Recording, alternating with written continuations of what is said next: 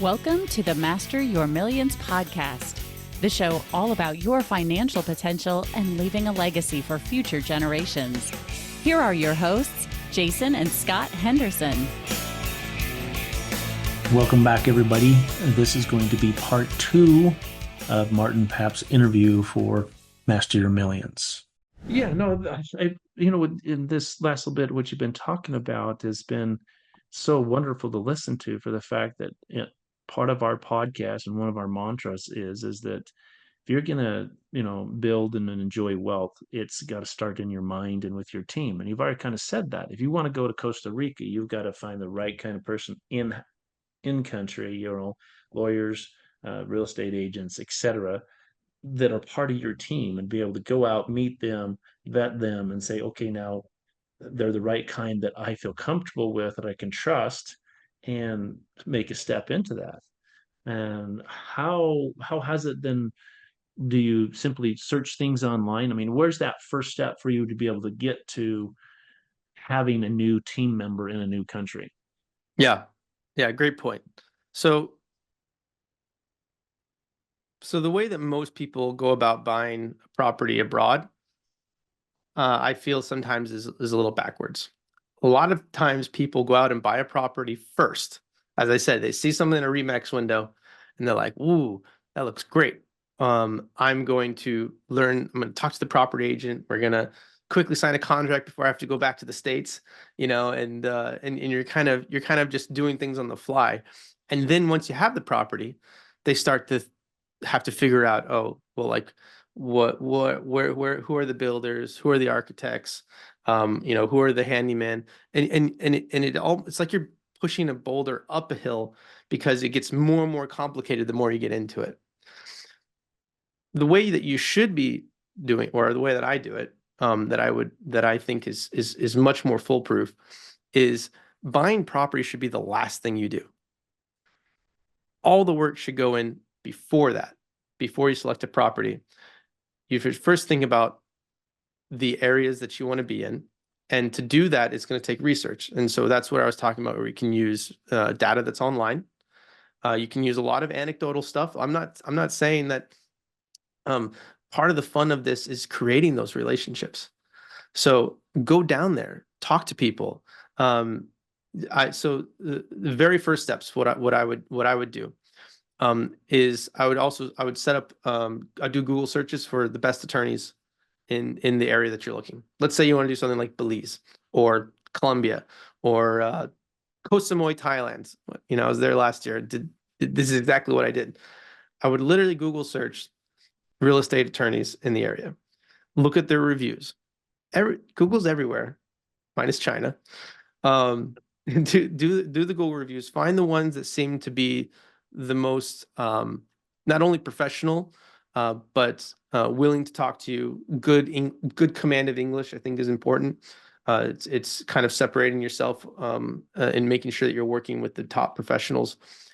And you set up Zoom calls with them, or if you're going to go down to the country, go and meet them.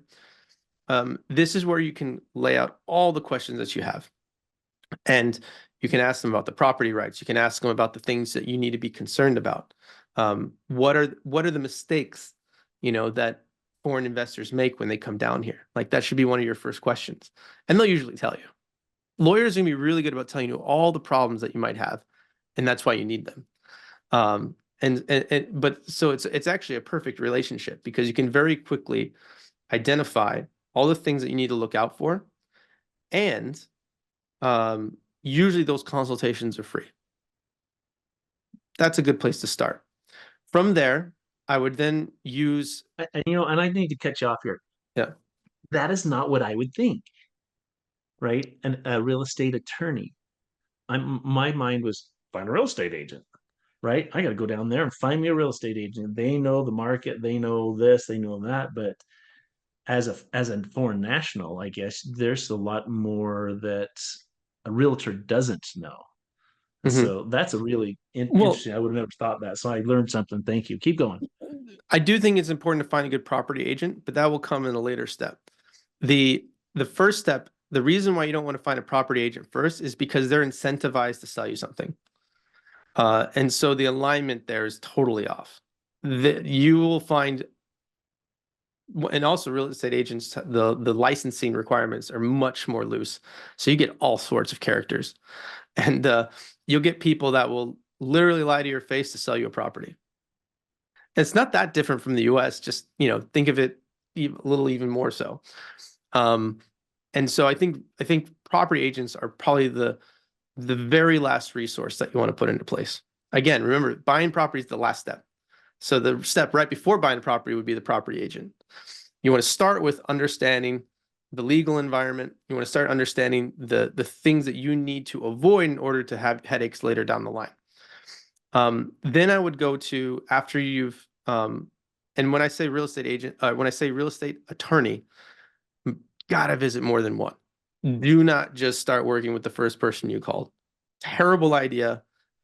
These are basic principles. This is stuff we learned in school. Like, get 3 vendors, talk to at least 3, interview each one of them, then find the one that you think made the most sense. And more importantly from that, what you'll find is that by the time you get to the 3rd interview, you've refined your questions. Now you don't sound like a complete dummy. Now you start to ask more nuanced questions. And so it's also good practice for you to have multiple meetings with real estate attorneys. So once you have that in place, depending on if you're just looking to buy a property or develop one, in my case, I like to develop. I then start searching. By the way, I always ask the attorney, if you had $500,000, where would you be investing right now in real estate? I ask that question to all the experts in Costa Rica, because you always want to know what the locals want to do, in the know. And the real estate attorneys, they're doing the good ones, they're going to be doing hundreds of real estate transactions a day. They know what's hot and what's not. They know where things are going. So I always ask their opinion. I then couple that with AirDNA data. I use AirDNA. I think it's a great resource. Again, as I said, you can get really micro information. You can funnel it down to the best performing properties. Once you see the best performing properties on Airbnb or VRBO, contact them. Talk to the hosts. Go book it. Go stay there. Do everything you can to learn everything about that property. What I do is I find properties that I think look beautiful, that are doing well, and I'll also ask the host, who built them? Who is the architect? Who is the contractor? I get their contact information, and I contact them, and I have Zoom calls or in-person meetings with the architects or the builders. And they will then also be that added layer of expertise that you're learning about the area, what materials to use, what not, what was the budget on this property, what are all of the expenses that maybe you hadn't thought about in order to build a property here or operate a property here. So then you ideally have then selected your attorney, your architect, your builder, and then once you've got all of their recommendations on where to go, like if the builder says, hey, this mountainside is great, but there's no water, like good luck getting permits there. We quickly know not to search that area. So that's why all of that information prior to selecting a property is so important, is because then you are automatically making it an easier process for you to decide where I should buy. Then we go out and get a property agent.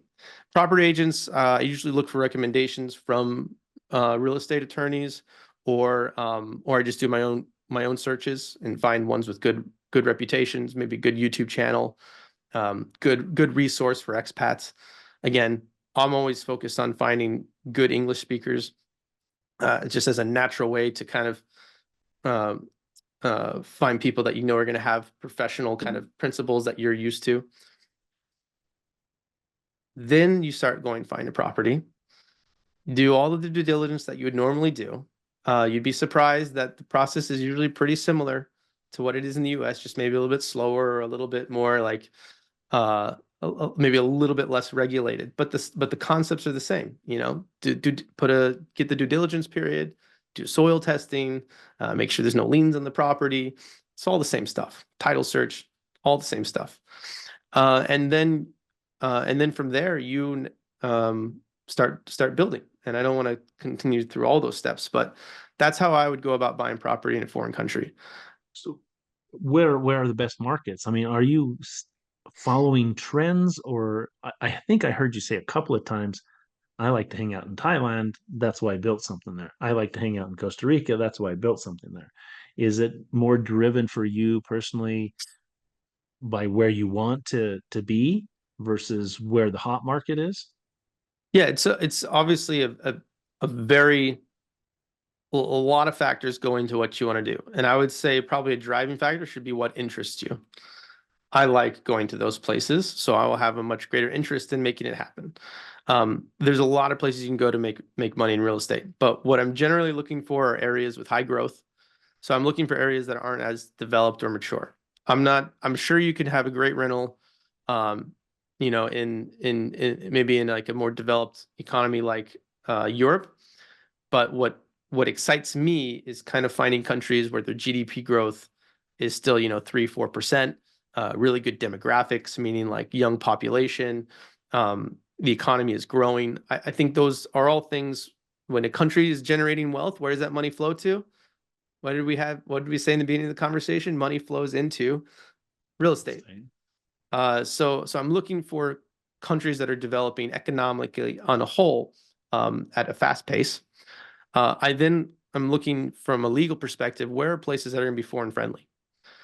So I'm looking for places that are used to having hospitality, investment. You want to go to places that that foreign direct investment is going to be not only friendly, but going to be easily following the law, sorry, that is going to be easily identifiable. What are the legal practices? So meaning finding legal systems that have clear policies. So that kind of weeds out a lot of like the underdeveloped countries that don't have a legal system. I tend to find smaller countries in this area are a bit better. That's why I like Costa Rica. They've got a really good legal environments, longstanding democracy. I'm not worried about like country upheaval. You want to consider the political risks when you go into some of these more, like I wouldn't recommend just going to Nicaragua and buying property. You really want to make sure you're finding that sweet spot of something that's growing but still safe. And Costa Rica is the safest country in Central America. If you're looking at Thailand, for example, long-standing history of foreign investment and hospitality, and they're used to it. There are many, many, many people before me that have gone to Thailand and built vacation rentals. Like, I'm not trying to be the first of anything. I'm trying to be like the 100th person to do something, because I know it works. But just being the 100th person still makes you in the top 1% of people that are, taking advantage of these markets. Trying to think So if there's you've any been other fairly key factors. successful. It sounds like, right? I mean, there's a ton of other factors, and that's just way cool to hear you spell that out. Here's my team. This is how I find my team, and that's in our outro. And everyone that's listening, just stop right now and pause and subscribe to our channel, help us out, and leave us a review. Would be very helpful. And like I said, the outro is, remember that mastering your millions all starts in your mind and your team. Make sure they're their best. So choosing that team is incredibly important. Agreed. So, not asking too personal question, you've been a little bit successful in real estate, and you've had other people recognize your process and your success. And so, what was the genesis of this Nova House? And we'll put the contact information, but it's just the Nova House, German spelling, HAUS.com, right? Correct.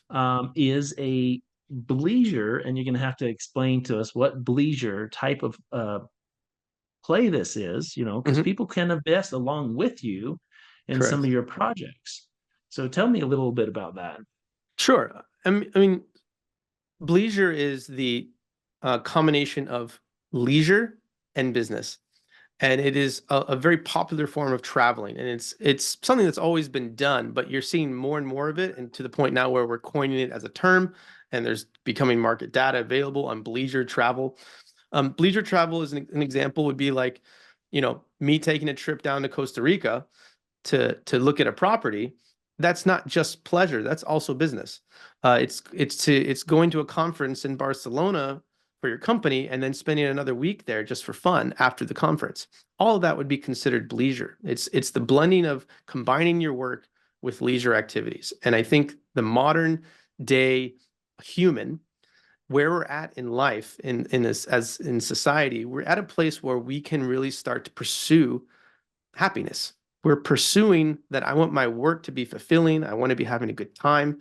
And so I think travel is going to be heavily influenced to where you don't just see the 2-week vacation that somebody takes off once a year. You're going to see a lot more vacation interspersed with their work as well. And I'm a testament of that. I'm doing work, but I get to go a lot of places, and I get to have a lot of fun, and I get to bring my family. Next, like I said, we were doing real estate down in Thailand. I mean, I'm managing our business when we go there, but I bring my wife and son too. And on the afternoons, we go to the pool or go to the ocean. And in the mornings, I'm working. Or if with the time differences, sometimes at night I'm working. You and I are both at our home office here, right? What's keeping you from going on a bike ride 20 minutes after this call? Probably nothing, right? Nothing, yeah. And so it's about taking advantage of the realizing where we're at in this world. We have the ability to craft a lifestyle where we can do both work and play at the same time. And that can be that idea we've taken with the Nova House and said, hey, let's generate wealth with real estate. Let's go out and buy high revenue generating properties. And then let's share that wealth with a group of people that I want to be around every day. And so we're creating an investor network of people that also enjoy this lifestyle, enjoy this concept, to come join us. So we have a syndication. It's a Reg D offering. All the hoopla, just without getting into it, is it's a U.S. entity. We bring investors into that U.S. entity. We go out and then build and develop these properties around the world. Now you're part owner of this as well. Now, when we go do our due diligence trips, we're going to do one in Costa Rica mid-October. I'm bringing down five investors, and we're going to do site tours. We're going to check on doing some due diligence on the contractors, but we're also going to take surf lessons. We're also going to be dining out around parts of Costa Rica and having a great time. So it's that blending of business and leisure, where we can make money and have a good time. That's what the Nova House is about. And that's also why, the shameless plug of coming out on podcasts is let people know this is what we're doing. So if this is something that interests you, if you've got capital that you're investing currently in, apartment buildings in Texas, great, multifamily, diversification, awesome. But if you've got the itch to do something a little bit different, a little bit more exotic, a little bit more fun, and arguably higher ROI, come check us out, because we're willing to take people along for the ride of what we're doing. So everybody's going to be asking, well, what's the minimum? The minimum is 50,000, and you have to be accredited. And accredited, I'm sure most Plain and people simple, know. that's where it is. And those that are listening that are not accredited, get accredited. Start doing the things you've got to do to generate enough wealth, so then you can start enjoying it. And because there are a lot more that's available to those that are accredited. Yep. Plain and simple. So that's cool. And is the novahouse.com the best way is there a form there that they can fill out to get to the next step with you? Yep. Novahouse.com, thenovahouse.com. Right. Also, you can find me on LinkedIn, Martin Papp. I'm an easy guy to find. I will always do my best to reply to inquiries, and we're happy to cater and customize this to the point where if you need to get on a one-on-one call with me, I'll make it happen. So we're very accessible. One thing I wanted to mention, Jason, is that we have a podcast room that's being built in our Manuel Antonio property in Costa Rica. So when that's done, I definitely want you to be coming down and doing a few episodes down in the podcast room. Yeah, and the podcast is not for us. The podcast is for you. So we're creating properties that is the epitome of Bleisure. We're creating properties where you're going to have executive work meeting rooms, places to do private Zoom calls, podcast rooms to do recordings, or any type of sound insulated kind of treatment that you might need for work. Combine that with hot tub, sauna, cold plunge, 5 minutes from the beach, 10 minutes away from the national park to do the most amazing nature hikes you can imagine. That's what we see as the future of high performing real estate, is real estate that's catering to the new way of life. It's no longer about single family homes, husband, wife, two kids. It's about creating properties that are going to generate revenue via immersive experiences, creating real estate that is for people looking to enrich their lives, as opposed to just growing old and growing old and living in one property your whole life. We've kind of come to a point where we can live a much more fulfilling experience than our previous generation. So I have a question here. One of the things I'm thinking when you're blending business and leisure is something like, is this something for like a C-suite retreat? Because there are some companies that on purpose once, twice a year will get Yep. together, they go off-site and they say, we're going to look at our processes, we're going to look at where we are. I had the pleasure of listening to Jeff Hoffman recently, and he talked about having a blue sky day once a year. And what the thing is, they come in and it's a really comfortable location. Oftentimes it's off-site, right? So they bring everyone from the secretary to the CEO, and they put them all there. And they says, okay, and they like to throw off their shoes and be really comfortable and say, we're going in the event we were going to reinvent our company. We were going to start from scratch. There's no budget. There's, the sky's the limit, no limitations whatsoever. How would we do it?